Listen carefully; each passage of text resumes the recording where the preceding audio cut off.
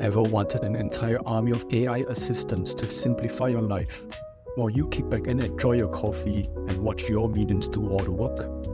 That's exactly what I'm going to build. Hey everyone, welcome back to my channel. In today's vlog, we're kicking off our journey to create apps until we find something that really works. And we're starting with an app that tackles some of my issues with ChatGPT. As a heavy ChatGPT user, I rely on it as my go-to assistant for many things. But there's one limitation. I can only have one assistant personality at a time. Well, we could keep switching out the prompts, but I would rather not. So let's change that. We're going to create an army of assistants, each specialized for different tasks. So I always like to start my projects with user stories. It's a great way to see problems from the user's perspective and prioritize what's important.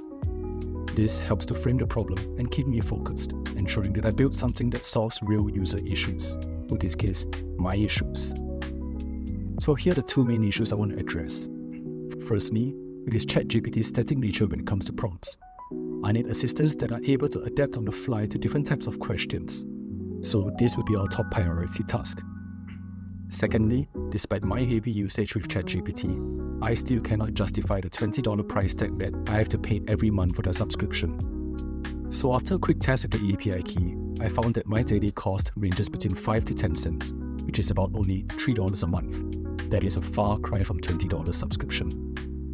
And the good news is, in order for me to create a solution, I will need to use an API key anyway, so that's already one problem off the list. So now that we have a clear goal, let's move on to designing the solution. I headed over to Figma and sketched out a simple design to cover the essentials. The goal here was to stay focused and avoid over-designing, which would waste time and add unnecessary features. So the key elements include the following. A settings page to allow users to input the API keys and configure other settings. A main page with two sidebars, where the left will be for a chat thread, just like ChatGPT, and the right for managing assistants. The main chat area takes the center of the screen. For this application, I'm only targeting desktop users, so there will not be any mobile support. With this rough sketch in mind, it was time to start building.